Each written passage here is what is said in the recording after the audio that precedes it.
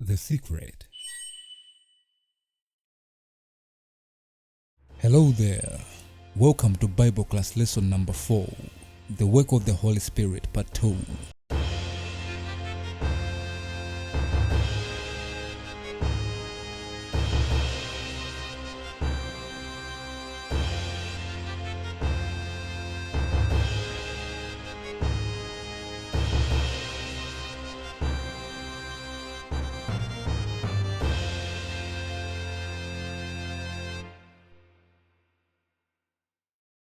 Kulandireni kugawo lachiwiri komanso lotsiriza la phunziro lathu limene kuti the work of the Holy Spirit.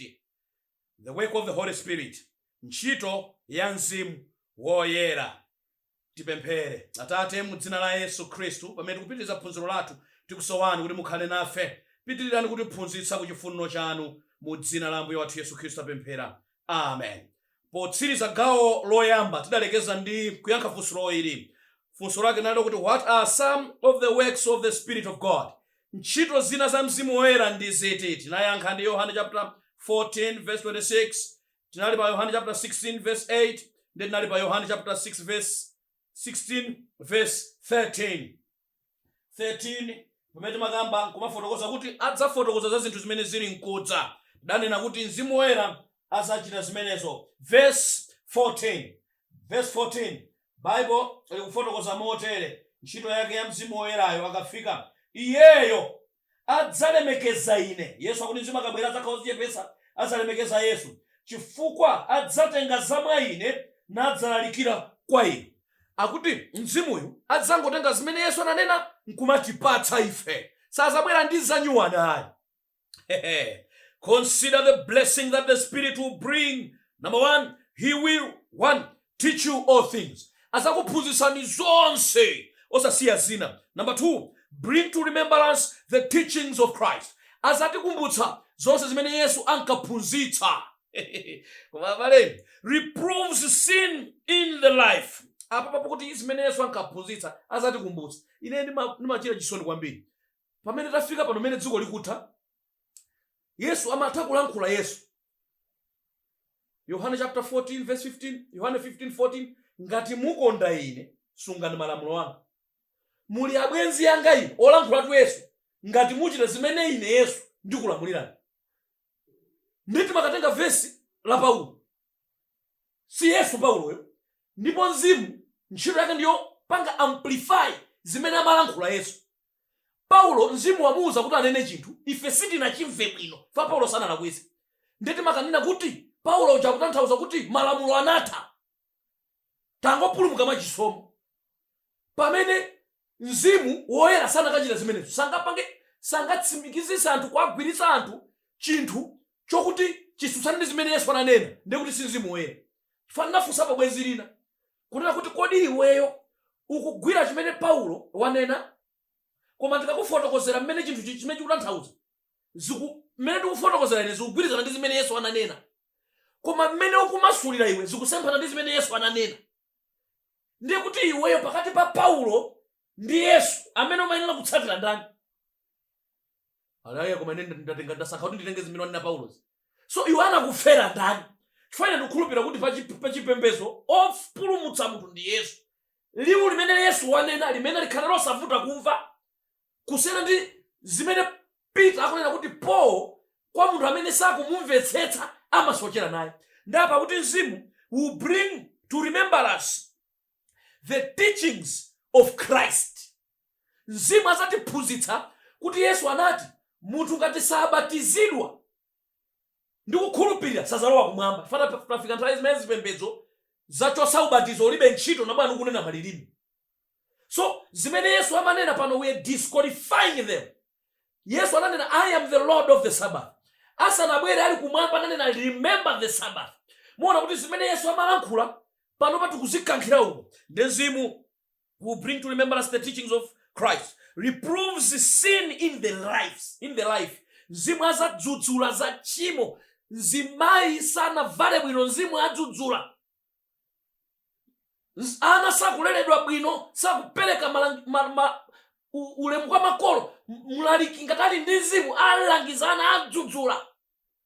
ngati mchali chimukupangidwa za chibwana anthu apangapanga zawo maonekedwe, mzimu adzudzula. Nde mzimu woyera amene. Koma anthu ambiri akuona ngati munthu amene akudzudzula machimo ndesu wauzimu. Koma munthu amanena kuti basi tizingomvesesana popeza anthu tonse ndochimwa.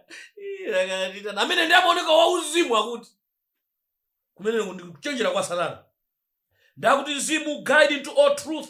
Amatsogolera mu choonadi chonse. Show the things to come. Amaulula zinthu zimene zikubwera kusogolo. Glorify Christ. Amakweza Yesu. It is plain from scriptures that the Holy Spirit is a personal representative of Christ upon the earth. Ndichooneka mosavuta kuti plani yakumwamba ndiyo kuti mzimu woyera ndi amene anatumidwa ngati oyimirira wa Yesu. Yesu anapita kumwamba.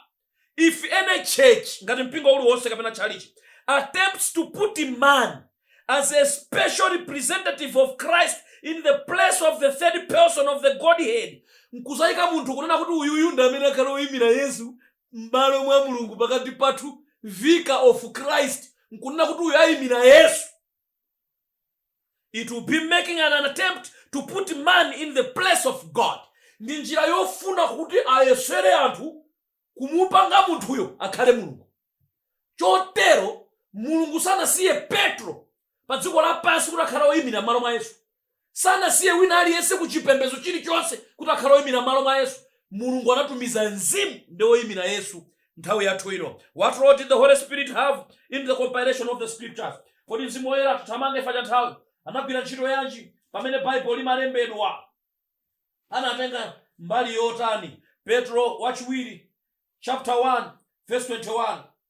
Pakuti kale lonse chinenero kapena Bible sichinadza chifukwa cha munthu, chifuniro cha munthu, sikuti anthu anangolemba, koma anthu a Mulungu ogwidwa ndi mzimu woyera analankhula. Mzimu woyera ndi amene amagwira anthu nkumawuza lemba. Chotero tidaphunzira phunziro la mbuyomu la Bible kapena the word of God kapena the book that reveals God kuti ndi mzimu woyera anagwira ntchito imeneyo kuti Bible tikhale nalo. Adalipo kale kuyambira chipangano chakale mpaka na chatsopano ndi amene agwira ntchito imeneyo. What outward evidence is there that the Holy Spirit dwells in the heart of the believer?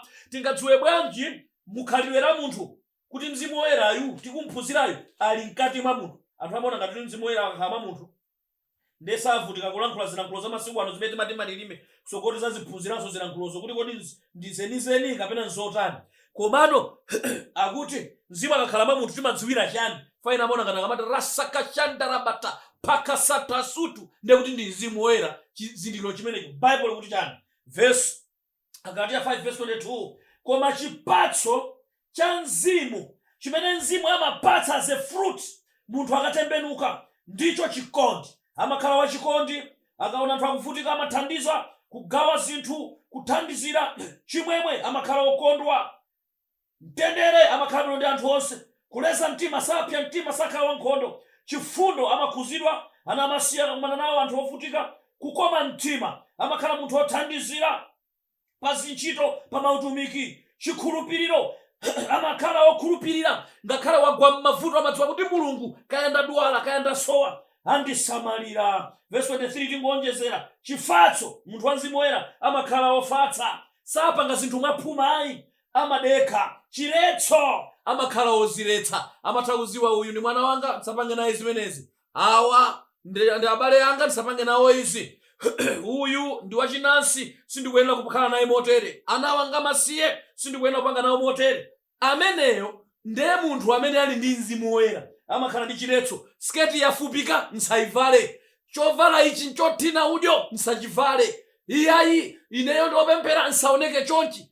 Izi ndi zizindikiro za munthu amene ali ndi mzimu woyera malingana ndi Bible. How can he control our lives? Ndi mzimu ameneyu amaupanga control bwanji moyo wathu? Wa Galatia 5 verse 16. Koma ndinena kuti chani? Muyendeyende ndi mzimu. Paulo akuti muyendeyende ndi mzimu. Iye wayenda naye anamuona mzimuyo kuti chani? Ndipo musafitse chilakolako cha thupi. Mzimu woyera akakhala mwa munthu amanthandiza munthuyo kuti asafitse chilakolako cha thupi. Chilakolako cha thupi chimanena ngati uli ndi mkazi ako mmodzi, ndiye chilakolako cha thupi chimanena kuti osamangoyenda opanda spare tire.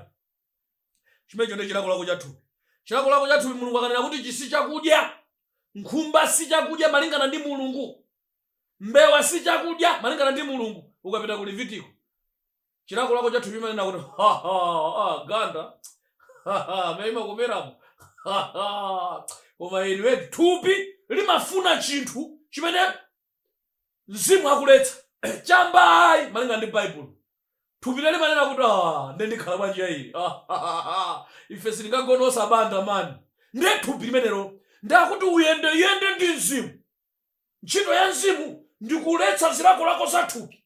Ngati umalephera chifukwa thupi limanena kuti iweyo mmene Mulungu anakulengera milomo yakoyo brown wake ameneyo si kumatcha naye. Ukatenge zofira uyilembelembe ikhale ledi ngati kumwa magazi, pamenepo ndiye umajuduka bese. Thupi limatero.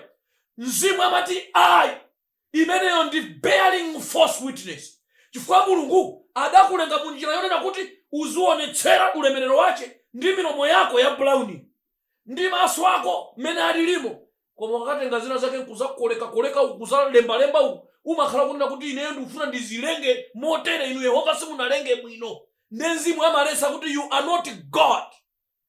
Chotero you don't have to take part in creating anything, just give the glory kwa Mulungu mmene ukuonekera. Nchifukwa chake akuti ukakhala ndi Mzimu usafitse zilakolako za thupi.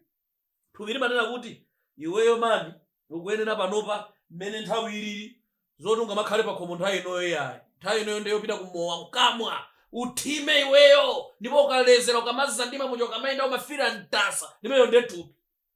Koma Mzimu amanena kuti iweyo ayi zimenezo. Bible ikuti oledzera sazapezeka mu ufumu wa Mulungu. Akorinto oyamba chapter 6 verse 9 to 10. Usanyengezedwe, ochita izi achita kulembaponso menepo oledzera sazapezeka mu ufumu wa Mulungu. Ndi Mzimu pachati ntchito yake ndikukumbutsa amanena kuti akulu kumbukirani kuti mowa oledzera sazapezeka mu ufumu wa Mulungu. Ndi zimene munapanga zija zolakwisa musazachiteso. Chimenecho ndi ntchito ya Mzimu woyera. Christ has promised the gift of the Holy Spirit. Yesu adalonjeza Mzimu ngati mphatso to the church, to his church, kumpingo wake. And the promise belongs to us. Ndiye lonjezo limenelo ndilakwa ife as much as the first disciples. Chimodzimodzi ndachina Petro atumwi oyambawo. But koma like every other promise, ndiye monga lonjezo lina lililonse, it is given on conditions. Lonjezo lililonse limaperekedwa pa ndi ndondomeko zache zoti munthu ukwaniritse. There are many, alipo ambiri, who believe and profess to claim the Lord's promise, amene amayembekeza khulupirira komanso kuyitanitsa lonjezo limeneli. They talk about Christ, amakamba za Yesu, and about the Holy Spirit, ndi amakamba Mzimu woyera tsekani, Mzimu woyera tserani, Mzimu woyera kumantchula pang'ono ndi pang'ono, moto wa Mzimu woyera nyeketsa, fire Holy Spirit kumangontchula. Akuti alipo amene about the Holy Spirit, yet koma receive no benefit, koma sakulandira chothangatidwa ndi Mzimuyo. They do not surrender. Vuto ndirokuti sana zikhuthule, sana gonje, ndikusiya kusankha zinthu okha, kuchoka maganizo awo ndikufa kuundeka. They did not surrender the soul to be guided and controlled by the divine agencies. Sana mugonjere Yesu kwa nthunthu, ndikusiya kusankha mavalidwe, kusiya kusankha zokudya, kusiya kusankha tsiku lopita kuchalichi, kusiya chilichonse, ndikumangoyendera zimene Bible anena.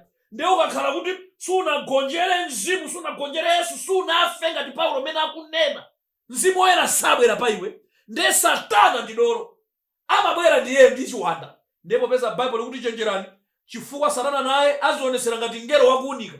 Ndiye amabwera iwe kumamva ngati uli ndi Mzimu, wavala ngati ule kasiketi kakafupi, uli mwamba, chigogoda chisapato cha mwamba, wayaluka, wadinda, ukuzipenta maonekedwe exactly munthu woyenda usiku.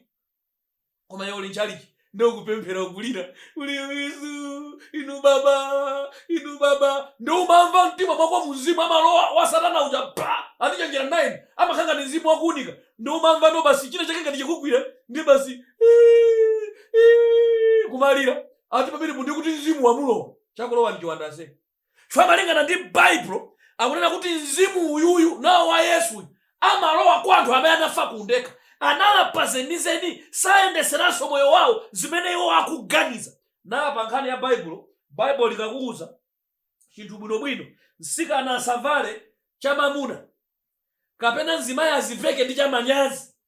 Nde munthu kukuza kuti chemwali simunavale bwino chinthucho chafupika komanso chikuonekera mkati. Ndeyo zina kuti malingana ndine ndimene ndikuonera Mulungu amafuna mtima.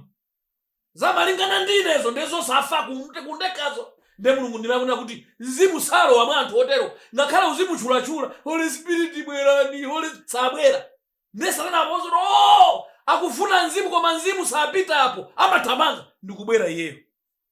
Chimene Bible likufotokoza ndakuti tamveserani. Akuti tibwereze statement ija. They do not surrender the soul to be guided and controlled by the divine agencies. We cannot use the Holy Spirit. Ndakuti sitingamugwiritse ntchito ifeyo mzimu mmene tikufunira. Chifukwa si mwana wathu, si mzimu wathu, ndi mzimu wa Yehova, ndi mzimu wa Yesu. Amene amagwiritsa ntchito mzimu ndi Yesu. Amene angaulamulire kuutuma ndi Mulungu ndi Yesu. Chifukwa ndi mzimu wa Yesu, ndi mzimu wa Yehova. Ifeyo tilibe mphamvu zokuti bwerani. Hayi, kupempha modandaulira Yesu mutipase mzimu wanu. Kudandaulira Christ can give us the Spirit. Koma we cannot command the Spirit of God. Tamvetserani. Choonadichi. Ndakuti koma mzimuyo the Spirit is to use us. Nde mzimu ndamene amatirowa ndikutigwiritsa ife ntchito. Amene atigwiritse ntchito alowe mwa ife. Akagogoda ndikulowa tikamutsegulira Yesu mzimu wake akalowa. Nde amatigwiritsa ntchito ifeyo. Kuyamba kuchita ntchito za chifundo. Kumayenda kulalikira mmene amachitira atumwi aja. But many will not submit to this. Nde ambiri popeza sangonjera mzimuyo. Nde mzimu samalowa iwo nkumagwiritsa ntchito. They want to manage themselves. Ambiri amafuna azizilamulira moyo wawo wokha. This is why they do not receive the heavenly gift. Ndi chifukwa chake anthu ambiri salandira mzimu wa Mulungu. Only to those who wait humbly on God. Koma kwa iwo okha amene amadikira mozichepetsa kwa Mulungu wakumwamba. Who watch for his guidance and grace is the Spirit given. Amene amakhala mukupemphera komanso kuzichepetsa ndikumatenga malangizo amene Mulungu akunena m'Baibulo nkumachita komanso kuchitandira chisomo nde kwa iwowo mzimu amaperekedwa. The power of God awaits their demand and reception. Nde mphamvu ya Mulungu imayembekezera zimene iwowo kuti alandiridwe komanso kupereka zimene iwo adzipempha pamaso pa Mulungu. Mzimu amapereka zosowa za anthuwa pamaso pa Mulungu akamazisowa ndikufuna chakuti mzimu amapereka. This promised blessing, lonjezo limene liloperekedwa limene lili dalitso, claimed by faith, chimene timalilandira mzimu amene mwachikhulupiriro, brings all other blessings in its train. Akamabwera mzimu ena tikamulandira amabweranso ndi mphatso zonse zimene munthu amazisowa. Ndichifukwa chake Mateyu 6:33 uchanati muyambe mwathanga ufumu wa Mulungu. Mukagonja kuchilichonse ndikuyamba kuyendetsera moyo wanu zimene Mulungu akunena, mwalowa mu umoyo umene Mulungu ndiolamulira, mwalowa mu ufumu wa Mulungu. Nde mwalowa mu ufumu wa Mulungu mzimu ena amalowa mkati mwa inu. Nde mzimu ena akalowa mwa inu amabwera ndi chilichonse, akuti a train of everything. Amabwera ndi mdalitso wa ntchito, amabwera ndi mdalitso wa banja, amabwera ndi mdalitso wa anaomvera, amabwera ndi mdalitso wa magona bwino osalodzedwa, amabwera ndi mdalitso wa chipambano pa business, amabwera ndi mdalitso. Izi zimabwera zophatikizidwa kwa munthu amene wagonja kuchoonadi. Ndipo mzimu sapereka zochuluka zokuti ungachimwe nazo. Chifukwa chokuti mzimu amakhala kuti dziwa kuti awa akapeza 1 million ndiye kuti afa ndi matenda. Nde mzimu amadalitsa malingana ndi capability yathu. Nde amabwera ndi chilichonse ndimene akufotokoza. Nde akuti it is given according to the riches of the grace of Christ, and he is ready to supply every soul according to the capacity to receive. Nde mzimu amakhala okonzeka kupatsa moyo wa munthu wina aliyense malingana ndi kutheka kwake kwa munthuyo kuti izazikwanitsa kukhala nazo osachimwa. Chifukwa alipo wena zidachitikapo mwamuna wina amene amati kumagwira ntchito yofukula mchenga koma akapeza ndalama 1.5 1.2 akalezera kutukwana anthu. Siku lina anapeza contract company ili akulu iniyo nde funa tumange building in town mchenga ose ndizitenga kwa inu. Ndana kufukula anafukula mchenga cheke choyambirira adakatenga 60,000. Watenga 60,000 anaima town wauyamba kufinya masajeti. Nde analezera wafika pamalo pomwera anthu mowawamba kukangana ndi munthu wocha nyama chibakera kuzaponda nyama zija kugwesa pasi. munthu wogulitsa nyama chanango oswa botolo jwi kubaya diso limodzi komoka 60,000 one eye gone. Nde Mzimu Woyera akamapereka mazuwa kuti uyu capability yake ndi mdalitse malire apa, anthu ambiri amene apeza madalitso ochuluka ndikupezeka kuti asiya kupemphera, zimakhala chifukwa chonena kuti adapasidwa madalitso osachokera kwa Mulungu. Satana ndi ochenjera, wabweretsa zipembedzo zomangopempha makobidi anthu asanatembenuke mtima zenizeni, ndipo anthu ambiri amene adalitsika chipembedzo chawo chimakhala chalowa pansi. Tiyankhe mafunso awa mothamanga nthawi. Can we offend the Holy Spirit? Kodi Mzimu ameneyu tingamukhumudwitse? Efeso 4 verse 30.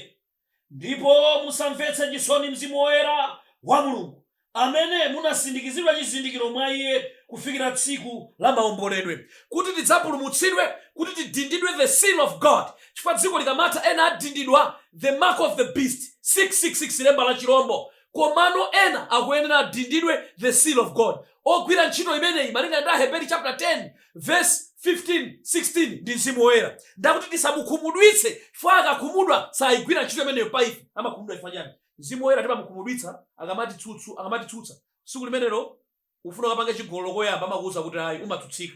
Ndi akazatitsutsa kachiwiri kenako tapitabi, kachitatu tapitabi. Ukamabwereza tchimo lija chikumbumtima chokudzudzula chija chimafa. Kufa kwa chikumbumtima chodzudzulacho kumakhala the withdrawing of the Holy Spirit. Ndi Mzimu Woyera uja akachokeratu umakhala kuti wankhumudwitsa wapita, iweyo umakhala kuti basi palibenso china. Ndifanye Yesu ananena kuti kuchimwira Atate kutukwana Mulungu kapena kuchimwira Yesu utha kukhululukidwa. Koma ukalakwira Mzimu palibenso solution. Fa Mzimuyo akakhala kuti wachokeratu za iwe zaipa. Ndiye pamene mukumverapo ngati mukukhuzika ndi phunziroli nkumamva kuti koma ine ndisinthe, Mulungu koma anandithandiza ndipulumuke, koma ine nditatembenuka, ndiye kuti Mzimu anakalipo. Chifukwa Mzimu akachoka umangotukwana kunyoza zinthuzo molomoti utembenuke. Tipite kotsiriza motere, tamvetserani. We have to look for a person and not merely vague influence. Mzimu Woyera tikuyenera kuyembekezera munthu wapayekha osangoti mphamvu. A divine person who will be by our sides, amene akuyenera kukhala pambali pathu, to be our strength in all weaknesses, amene akuyenera kukhala mphamvu yathu pamene tafoka, our peace in trouble, mtendere wathu pamene tavutika, our wisdom in all darkness, nzeru pamene tasadzidwa ndi mdima wachidziwitso, our guide in every perplexity, otitsogolera amene tasweka mtima, our comforter and cherisher, our righteousness when sin is strong, amene akhale chiyero chathu ndi chilungamo chathu tchimo likakula mphamvu, the victor over temptations, amene akatipatse mphamvu kugonjetsa mayesero, and the companion and sweetener of our solitude, and the sweet, strong, all-sufficient person is offered to each of us and waits to enter our hearts. Lonjezo lokoma limeneli likuyembekezera kuti ife tililandire. Tiyankhe funso ili, what special phase lotsiriza of activity will be seen in the life of a truly spirit-filled Christian? Kodi ntchito zimene zimaonekera mwa munthu amene wadzazidwa ndi Mzimu ndi ziti? Ena amaona ngati kulashangatula. Tamvetserani. Machitidwe chapter 1 verse 8. Machitidwe athu chapter 1 verse 8. Komatu mudzalandira mphamvu. Akabwera Mzimu akupatsani mphamvu. Mzimu Woyera atadza pa inu mudzalandira mphamvu. Osati mudzalandira mphamvu kuti Mzimu Woyera ndi mphamvu iyayi. Koma mudzalandira mphamvu Mzimu Woyera atadza pa inu akupatsani mphamvuzo.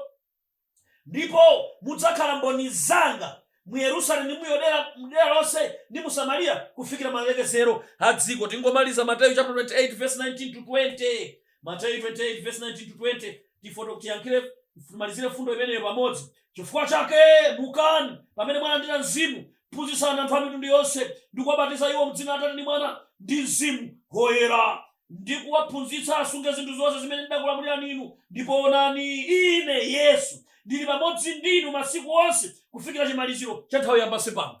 Mmene Mulungu akupereka charge kuti pitani mukalalikire, akuti mukalalikire koma mudziwe kuti ndili pakati panu. Machitidwe chakuti mukadzalandira Mzimu akabwera pakati panu mudzalandiranso mphamvu, ndipo mudzanyamuka kupita kukalalikira. Munthu akhala ndi Mzimu Woyera mudzamuzindikira fa amakonda kuwuza anthu za Yesu, amakonda kudandaulira anthu ochimwa, kuwawuza kuti tembenukani dziko likutha, amakonda kulalikira, amakonda kuphunzitsa, amakonda kuchitira umboni, amakonda kutumizira anthu ena za Mulungu. Imeneyo ndiye chizindikiro chokuti munthu alinso ndi Mzimu Woyera. Chotero ndikufuna potseka phunziro lathu ndikudandaulireni kunena kuti nkofunika kwambiri kunena kuti ife tilandire mzimu woyera wa Yehova amene timulandira Yesu monga Mbuye ndi Mpulumutsi, ndipo tikagonja ku munthu, tikagonja ndi kufika pa mulingo onena kuti ifeyo tasiya za dziko lapansi ndipo tamulandira Yesu ngati oyendesa moyo wathu. Chilichonse chimene azinena zimene tizipanga, pamenepo mzimu abwera pa ife. Tikapanda kukhala naye mzimu woyera ameneyo, Satana atipasa mzimu waziwanda, tizitsutsa choonadi cha Mulungu, tizichosa kutsutsana ndi mawu a Mulungu, osasunga malamulo, koma kumamva a certain feeling imene tizizinamiza kuti ndi mzimu woyera, koma ali mzimu wa Satana. Mapeto ake sitidzalandira chipulumutso. Ndifuna ndipemphere ndi iwo amene akuti Ambuye mundithandize kuti ineyo ndilandire mzimu woyera, komanso mundikhululukire kuti ndilandire Yesu Khristu monga Mbuye ndi Mpulumutsi. Ndipo popeza analonjeza kuti Iye ali kumwamba atipatsa mzimu woyera abwere pa ine tsopano. Tipemphere. Atate, mu dzina la Yesu Khristu fati kuthokozeni. Zikomo chifukwa cha phunziro la lero, zikomo chifukwa munali nafe. Tayimika mikono chifukwa tadziwa kuti takuchimwirani mu njira zambiri, ndipo tadziwa kuti timayendesa moyo wathu pomaganizira zinthu zina kumasankha tokha. Tifuna mundikhululukire Yesu, ndipo mulowe mtima mwathu ngati Mbuye ndi Mpulumutsi. Ndipo kuti muli kumwamba, tufuna ife mutipatse mphamvu ya mzimu wanu woyera. Mzimu woyera atatsekula mitima yathu, lowani ndipo muyendetse moyo wathu kuyambira pano kupita kutsogolo, kufikira mufike mulingo osindikiza chizindikiro chanu pa mtima pathu. The new covenant imene munalonjeza ikwaniritsidwe kuti ife tikhale nalo tsopano mgulu lathu odzapezeka mu ufumu wanu. Kwa ana anu kulikonse kumene ali, ndikuwayika m'manja mwanu kuti Yehova muchite nawo monga phunziro ili ndi zisankho zawo. Tifuna kupemphera chifukwa cha dziko lathu komanso utsogoleri, kuti Yesu mukhale nawo, mutitsogolere, mutiyang'anire mu nyengo zovuta izi ndi kutithandiza kugwiritsa choonadi chanu. Mutichitire chifundo kuchotsa mavuto amene ali pakati pa dziko lathu ndi kutilola kuti tione ukulu wanu. Mutithandize kugonja kwa inu ndi kuchotsa khalidwe la uchimo kuyambira atsogoleri kufikira tonse, mu dzina la Mbuye wathu Yesu Khristu tapemphera. Amen. Zikomo kwambiri chifukwa cha nthawi imene tinali nayo. Potsiriza, nkutheka ena angakhala ndi mafunso ndi ndemanga, komanso kufuna mapemphero, ena kukhalanso kuti kufuna kuthandiza utumiki uwu mu njira zosiyanasiyana kuti tipitire kupita patsogolo. Zimenezo mutha kuchita pochitapo imba kapena panga WhatsApp manambala awo 094 30033 094 30033 082 236 717 082 236 717. Munali ndine Evangelist Kaunda, 3 Angels Ministries. Ambuye akudalitseni. Zikomo.